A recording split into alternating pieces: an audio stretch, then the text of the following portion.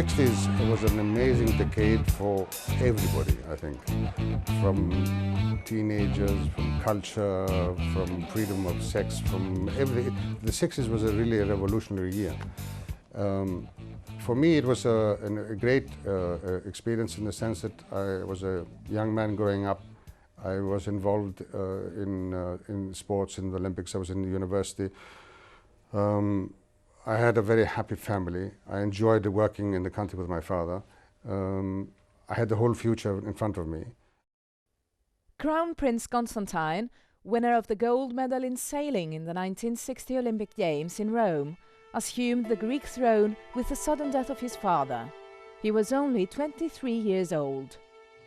It was a shock because I'd never anticipated that I would lose my father at that very young age.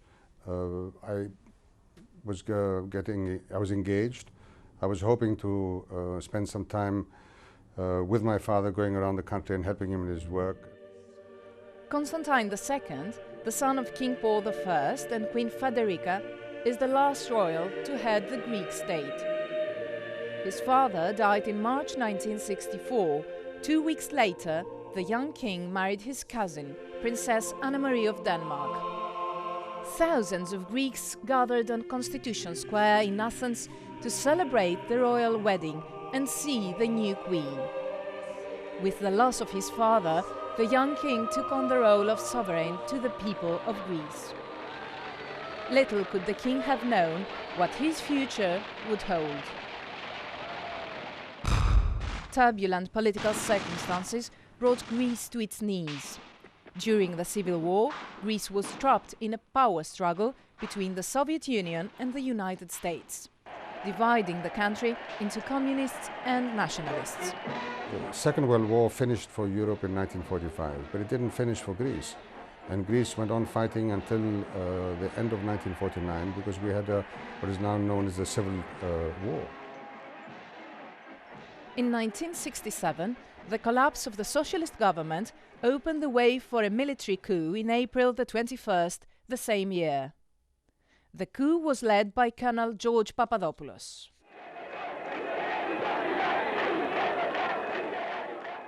Democracy was abolished overnight by a group of military officers who decided to take over the country by lies and by false statements. But they succeeded in taking over. And once they had taken the country over and had put, I think, roughly something in the range of about 8,000 people into prison, and if you can calculate that on the night of the coup, I think that there were thousands of people arrested within the first 2 hours. And all my staff was arrested, the whole government was arrested. In fact, my staff were the first people to be arrested. And it was a very dramatic period for me. And the fact that I lost my father and this coup were probably the worst days of my life. But I had to deal with it. And I had to try and find a way to remove these dictators from power. He believed, as did his parents, that he had a great backing, not just from the military, but even from the people. My strength lies in the love of my people. This has been the firm belief of all the kings of Greece.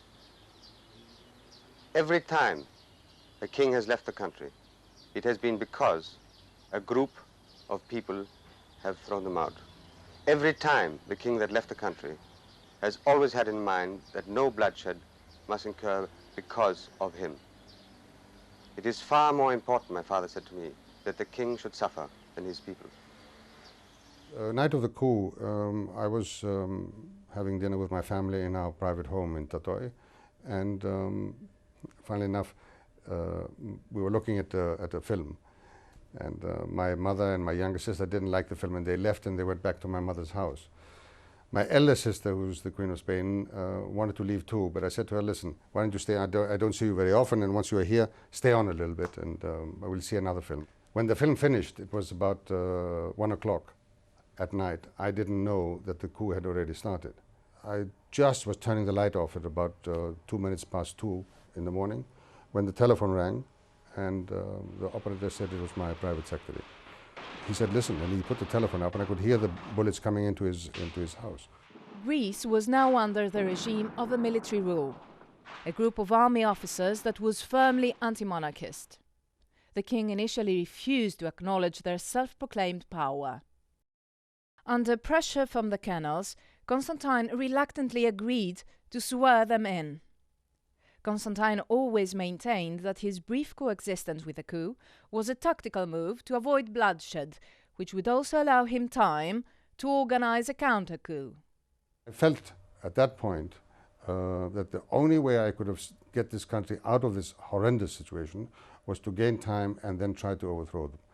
I summoned all the senior military people into one room. I didn't allow any of the colonels to come in. Now I need to know which one of you gentlemen are going to stick by your king in all the decisions that I have to take. I looked around the room and I noticed the most junior general in the room was the commander of the paratrooper brigade. So I needed to speak to him. But if I spoke to him directly, then everybody would know why I'm speaking to him. So the only way I could get to him without them being suspicious, I would have to see every single officer individually in my office. So I said to them, each one of you, according to rank, will come into my office. Well, that, as you can understand, took about 2 hours. So by the time I reached the last man, which was this officer, I said to him when he came in, we've only got about a minute by ourselves. And I said, General, I'm going to ask you straight. Can you go down and bring up the paratroopers and tell them that the king is a prisoner here and the government is a prisoner and take over this building? Because if you can, then we will save Greece. He said, sir, you don't understand what's happening here. When I walk out of your room, I'm going straight to prison. And then I had to decide what I was going to do. So I knew I had only about 5 minutes to think this through. And I stood there alone, and I hate to admit this on air, but I went into the bathroom and I threw up. It was getting clear to me that the only way out of this mess was that I was going to have to try and gain time and try and see if I could organize a counter-coup. I personally would have liked to have done it a few months later. The generals who were in charge said that we had to do it at that particular time that was chosen, which was the 13th of December.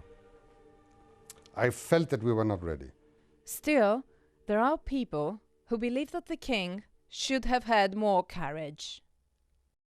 If he had confronted them immediately, he would have managed to do 2 things. Either overthrow them because he had friends in the army, he certainly had his own loyal officers, or at worst, he would have created a national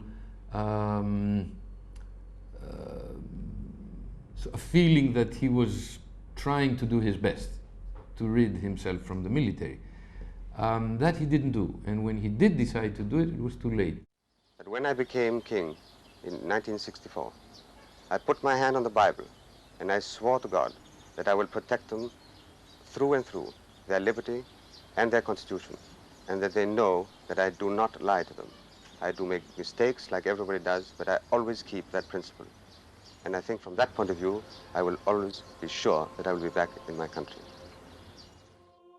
On December the 13th, 1967, the night of the failed counter-coup, the king met with his trusted men in the northern Greek city Kavala. Bad coordination, lack of communication, and wrong decisions meant that the counter-coup failed. That night, Constantine, the queen, and their children fled to Rome. They spent the next 7 years living in exile.